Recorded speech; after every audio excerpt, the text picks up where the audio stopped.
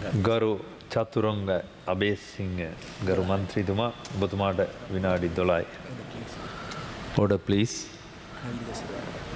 ගරු අරවින්ද සෙනරත් මන්ත්‍රීතුමා මූලස්ථානයට පැමිණෙන ඇත.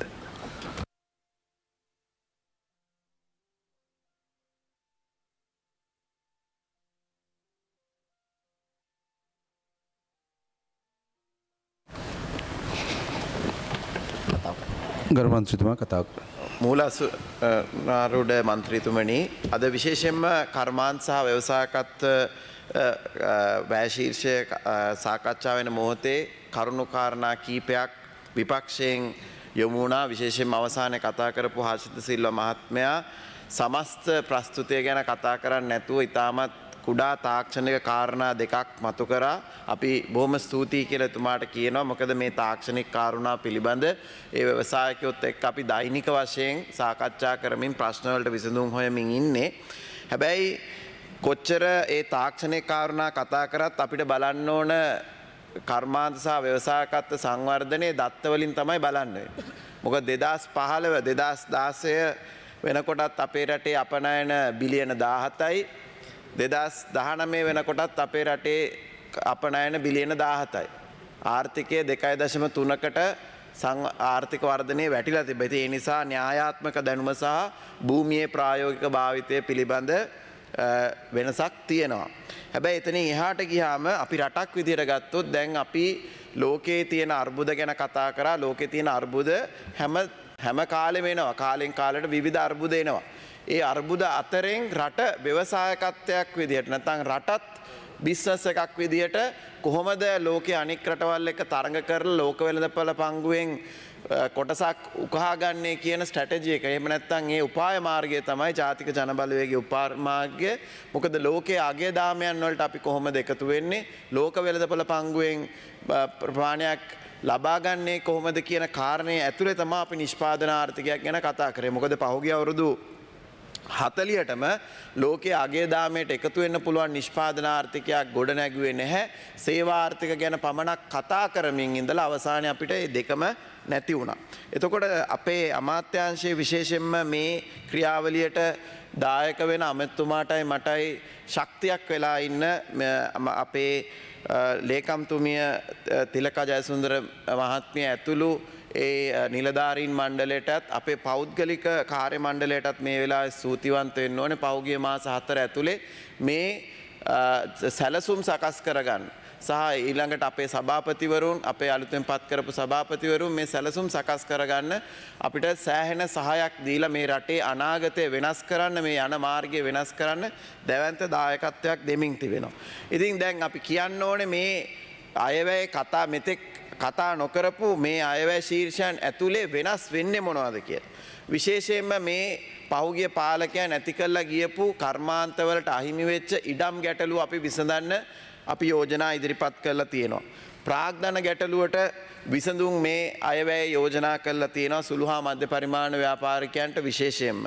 ඊළඟට වෙළඳපොළ ලබා ගැනීමට තිබ්බ ගැටලු නැත්නම් වෙළඳපොළක් නැති නිසා Tamanට ලොකු ව්‍යාපාරවලට දාන 30ක විතර මාජින් එකක් දෙන්න බැරි නිසා, ක්‍රෙඩිට් මාස 3ක් දෙන්න බැරි නිසා වෙළඳපොළ අහිමි වෙච්ච ව්‍යාපාරිකයන්ට වෙළඳපොළ ලබා දෙන්න, අවශ්‍ය දැනුම සංවිධිත ආකාරයකට ලබා දෙන්න, අවශ්‍ය තාක්ෂණය සහ දත්ත විශේෂයෙන්ම පර්යේෂණ දත්ත සංවිධිත ආකාරයට ව්‍යාපාර ශේත්‍රයට ලබා දෙන්න.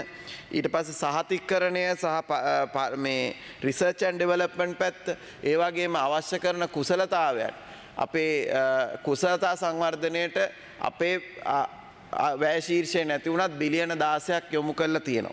ඒ වගේම තමයි ව්‍යාපාර කිරීමට ඇති පහසුව අපහසුතාවයක් බවට පත් කරලා තමයි මෙතුමාලා අපිට ආණ්ඩුව බාර දුන්නේ. මොකද ease of doing business index එකේ 99 ඉඳලා. ඉතින් ඒ 99 ඉන්න අපි රටක් විදියට ඒ 60ට වගේ දියුණු කරගන්න එක භාගයට භාගයක් ඉදිරියට එන්න තමයි මේ අයවැය අපි ප්‍රතිපාදන යොමු කරලා තියෙන්නේ. ඒ වගේම තමයි සාම්ප්‍රදායික ශිල්පී කුසලතාවයන් ගත්තත් විශේෂයෙන්ම සාම්ප්‍රදායික ඒ භාණ්ඩ හා සේවාවල අපේ රටට ආවේනික බවක් තියෙනවා. ඒ සමස්තයම බිඳ වැටිමින් ඒක අපේ රටෙන් අහිමි වෙමින් තමයි ශිල්පීන් සම්පූර්ණයෙන් බිමටම ඇද දාපු තත්ත්වයක් යටතේ තමයි ඒවා ගොඩනගා ගන්න අවශ්‍ය කරන අයවැයක් තමයි අපි ඉදිරිපත් කරලා තියෙන්නේ.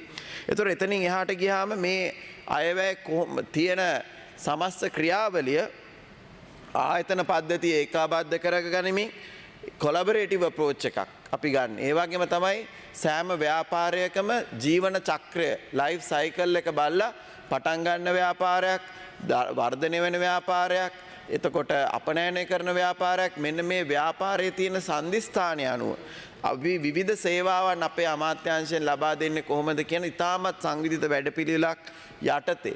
ඒ වගේම තමයි අනෙකුත් අමාත්‍යාංශ එක්ක වැවිලි කර්මාන්ත, කෘෂි කර්මාන්ත, දීවර කර්මාන්ත අමාත්‍යාංශ එක්ක, රාජ්‍ය නොවන සංවිධානත් එක්ක, බැංකුත් එක්ක, විශ්වවිද්‍යාලත් එක්ක අපි එකතු වෙලා කොහොමද මේ සමස්ත ක්‍රියාවලිය නැත්තම් මේ ව්‍යවසායකත්වය මේ රටේ නංවන්නේ කර්මාන්තවලට සහාය දක්වන්නේ තැන් තැන්වල එක එක දේවල් කරන්නේ නැතුව පොදු රාමුවක් ඇතුලේ වැඩපිළිවෙල ජාතික වැඩපිළිවෙලකට ගේන්නේ කොහොමද කියන එක තමයි අපි සාකච්ඡා කරන්නේ.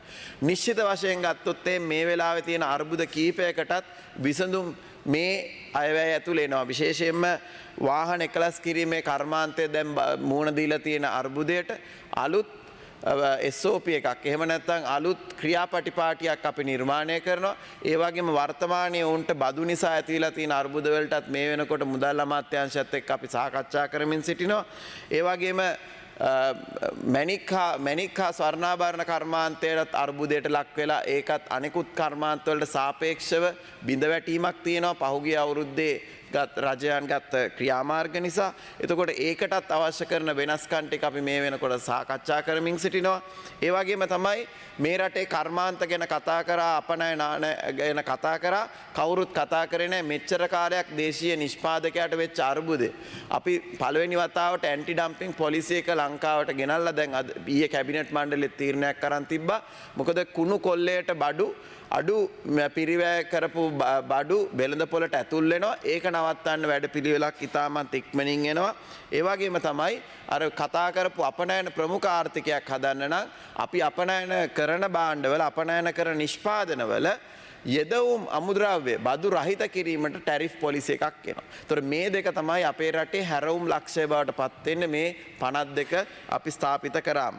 ඒ වගේම තමයි ඉදිකිරීමේ කර්මාන්තයේ ලංකාවේ ඉදිරියට ගිහිලා තිනවා. ඉදිකිරීමේ ශාස්ත්‍රයේ විවිධ භාණ්ඩ හා සේවා නිෂ්පාදනය කරන අපේ කර්මාන්තකරුවන්ට හැකියාවක් තියෙනවා. නමුත් අපි විශේෂයෙන්ම අපේ සංවර්ධන කටයුතු, විශේෂයෙන්ම විදේශ ආයෝජන විදියට එන සංවර්ධන කටයුතු වලට මේ භාණ්ඩ හා සේවා ලබා ගන්නේ නැති තත්වයකට පත් වෙලා තියෙනවා. ඒ නිසා අපි එතනත් උත්සාහ කරනවා කොහොමද මේ දේශීය නිෂ්පාදකයාට අර නෙගටිව් ලිස්ට් එකට දැනට අපි හදලා තියෙන භාණ්ඩ ප්‍රමාණයක් ඇතුල් කරගන්න කියලා. ඒ වගේම තමයි දේශීයව නිෂ්පාදනය කරන භාණ්ඩවල රජයේ මිලදී ගැනීමේ ක්‍රියාවලියේදී ප්‍රමුඛතාවය ලබා දිය යුතුයි කියලා නීතියක් තිබ්බට ඒක ඒකාරයෙන්ම පහුගිය කාලේ සිද්ධ වෙලා නැහැ. මොකද තමන්ගේ යාළුවන්ගේ ආයතනවලට ටෙන්ඩරේ දෙන්න ඕන විදිහට තමයි ටෙන්ඩර් දාලා තියෙන්නේ. ඉතින් ඒ නිසා ඒ සහාය ශක්තිය අපි දේශීය කර්මාන්තකරුවන්ට ලබා දෙනවා. විශේෂයෙන්ම සුළු හා මධ්‍ය පරිමාණ ව්‍යාපාර බිඳ වැටුණ පහුගිය අවුරුදු 3 ඇතුළත විවිධ හේතුන් නිසා. හැබැයි ඒ සුළු හා මධ්‍ය පරිමාණ ව්‍යාපාරවලට ප්‍රතිපත්තියක් හදන්න, ඒක ඉදිරියට තල්ලු කරන්න අවශ්‍ය කරන ජාතික උපදේශන කමිටුවක් මේ වෙනකොට පත් කරලා තියෙනවා. විශේෂයෙන්ම මේ පරාටේ නීතිය හරහා අර්බුදයට ලක් වෙච්ච දේශීය සුළු හා මධ්‍ය පරිමාණ ව්‍යාපාරිකයාට තවත් සහන ක්‍රියාවලියක් අපි මේ ඉතිරි සති දෙක ඇතුළත ඉදිරිපත් කරනවා. ඒ නිසා ඒ හත්තරින් දැනට අර්බුදයට ලක් වෙලා තියෙන 20000ක් පමණ වෙන සුළු හා මධ්‍ය පරිමාණ ව්‍යාපාරිකයන් එකිනෙක අරගෙන බැංකු සමග සාකච්ඡා කරමින් කර්මාන්ත සහ ව්‍යවසායකත්ව අමාත්‍යාංශය උන් ඉදිරියට ගන්න බලාපොරොත්තු වෙමින් ඉන්නවා. ඒ වගේම තමයි කතා කරා ණය ගන්න ක්‍රමයක් නැහැ කියලා. මේ අවුරුද්දේ දැනටමත් ආරම්භ වෙලා තියෙනවා ක්‍රෙඩිට් ගැරන්ටි ඕගනයිසේෂන් එක. ඒ කියන්නේ ණය ආරක්ෂණ වැඩපිළිවෙලක්. එතකොට කාට හරි ඇපයක් නැත්තම් තමන්ට ඒත් ණය මුදලක් ලබා ගන්න ඕන නම් ඕනම ශේෂ්ත්‍රයකට පුළුවන් තමන්ගේ බැංකුවත් එක්ක එකතු වෙලා මේ ක්‍රෙඩිට් ගැරන්ටි ආයතනයකින් 160ක ආවරණයක් ලබා ගන්න. එතකොට ඇපයක් නැතුව ඔවුන්ට ණය ගැනීමේ හැකියාවක් තියෙනවා.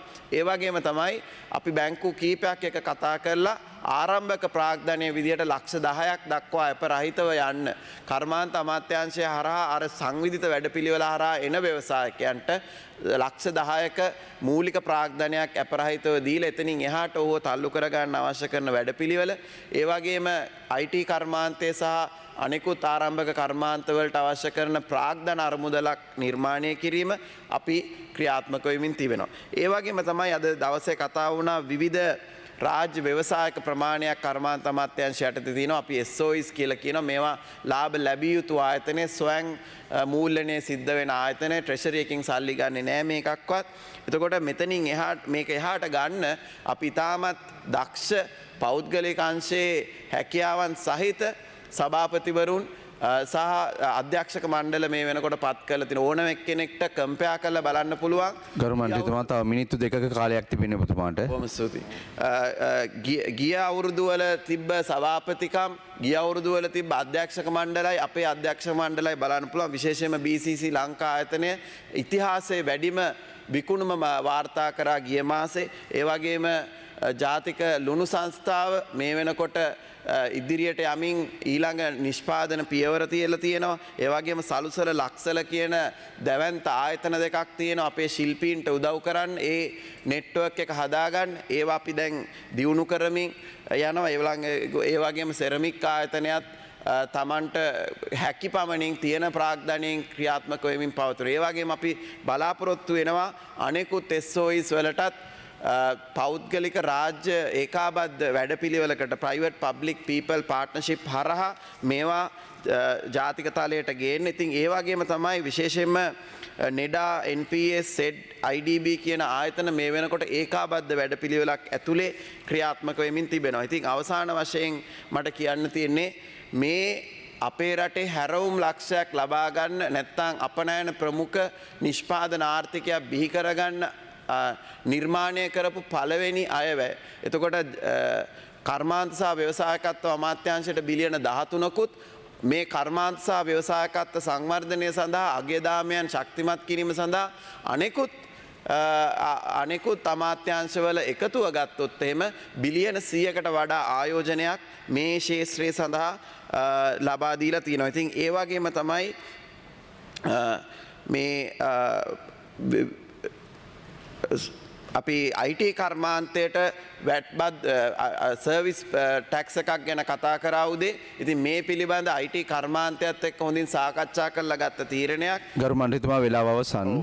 මේ ක්‍රියාවලිය ගත්තොත් එහෙම මේ සියල්ලම සිද්ධ වෙලා තියෙන්නේ සමස්ත වැඩපිළිවෙලක් ඇතුළේ. නිසා ජාතික ජන බලවේගයේ ඉදිරිපත් කරපු පළවෙනි අයවැය එක අමාත්‍යාංශයක් පදනම් කරගෙන නෙමේ කර්මාන්ත ප්‍රවාහන තාක්ෂණ කෘෂිකර්ම මේ කියන සෑම අමාත්‍යාංශයකම ක්‍රියාවලියේ ප්‍රතිඵලය තමයි නිෂ්පාදන ආර්ථිකයේ බිහිවීමේ පළවෙනි අඩිතාලම් බවට පත් වෙන්නේ. බොහොම ස්තුතියි.